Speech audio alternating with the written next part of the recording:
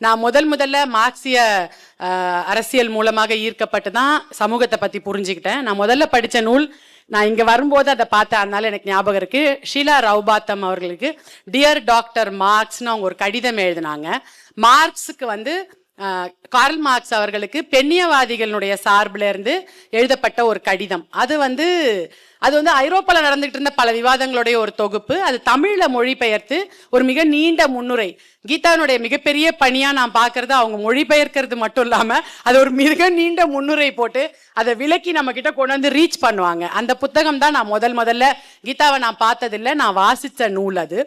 அது எனக்கு மிகப்பெரிய அதிர்ச்சியா இருந்தது. அப்போ ஏற்றுக்கொள்ள முடியல. நான் ஒரு கட்சிக்குள்ள மார்க்சியம் எப்படி சரியானது, மார்க்சிய பெண்ணியம் தான் சரியானதுன்ற அப்பதான் அந்த புரிதலுக்கே நான் வந்திருந்தேன். அதுக்குள்ள இருந்து பெண்ணியவாதிகளுடைய விவாதம் அப்படின் போது முதல்ல எனக்கு அது மேல ஒரு அதிர்ச்சி தான் எனக்கு ஏற்பட்டது.